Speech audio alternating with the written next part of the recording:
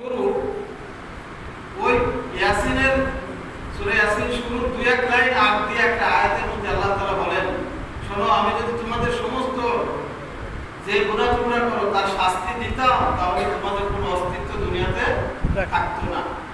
তোমরা যে গুনাহ করো লিইউযিকাহুম বা'দাল্লাযী আমিলু, তার দুই একটা শাস্তি আমি কিছুটা দিই। আর কি ওয়ায়াফু আন কাসীর, অধিকাংশটা আমি মাফ করে দেব। আর কেন এই মহামারী? আল্লাহ রাসূল সাল্লাল্লাহু আলাইহি ওয়াসাল্লাম বলেন, লাম তাযহারিল ফাহিশাতু ফী কওমিন ক্বাত্তু হাত্তা ইউলিনু বিহা ইল্লা ফাশা ফীহিম আসলাম। কোন জাতির মধ্যে যদি বেপরদা, বেহায়াপনা, অশ্লীলতা ব্যাপক আকারে ধারণ করে এবং এটা প্রচার প্রসার করতে থাকে, তাদের উপর মহামারী ব্যাপকভাবেই আসবে। আল্লাহ তাআলা ওই আফওয়ান কাসীর, অধিকাংশ গুনাহ মাফ করে দেন, কিছু কিছু গুনাহ সামান্য শাস্তি দেন। কেন? এটাও আল্লাহ তাআলা বলেন কোরআনের মধ্যে, লাআল্লাহুম ইয়ারজিউন, যেন মানুষ আমার দিকে ফিরে আসে। যারা মুসলমান তারা যেন ইসলাম গ্রহণ করে, আর যারা মুসলমান তারা যে আমলের উপরে ছিল তার থেকে আরো ভালো আমল করে আর গুনাহকে ছেড়ে দেয়। সর্বশেষ আর এক হাদিস বলছি, সবথেকে বড় পরহেজগার, মুত্তাকি, আল্লাহর ওলি কোন ব্যক্তি?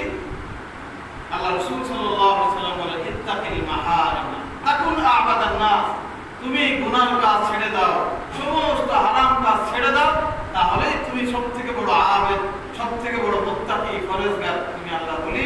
কি করতে হবে? গুনাহ ছেড়ে দিতে হবে।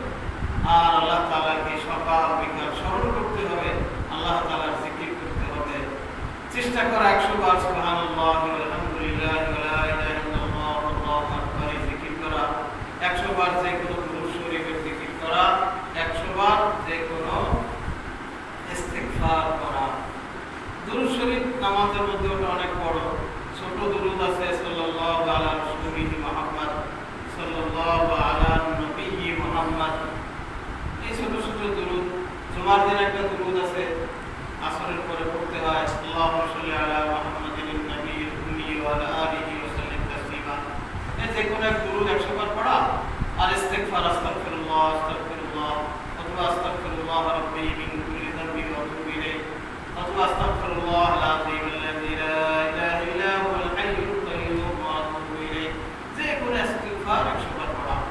আর সুবহানাল্লাহ আলহামদুলিল্লাহ ওয়া লা ইলাহা ইল্লাল্লাহ, সকাল বিকাল আল্লাহকে জিকির করা, আল্লাহকে স্মরণ করা, সম্ভব হলে শেষ রাতে তাহাজ্জুদ পড়ে আল্লাহর কাছে কান্নাকাটি করা, নিজের বিপদ আপদ বালা মুসিবত দূর হওয়া, নিজের এলাকাবাসী, আত্মীয়স্বজন, সারা পৃথিবীর মুসলমানদের থেকে যেন এই আযাব গজব মুসিবত উঠে যায়, শান্তিতে বসবাস করতে পারে, দেশ ও দেশের জন্য, নিজের জন্য, নিজের পরিবারের জন্য কান্নাকাটি করে দোয়া করা। আর আকসিরু যিকরা হাযিহিল লাযাতিল মাউত, দুনিয়ার স্বাদ, সমস্ত আনন্দ ফুর্তিকে শেষ করে দেয় যে জিনিস, অর্থাৎ মৃত্যু, সেটাকে বেশি বেশি স্মরণ করা।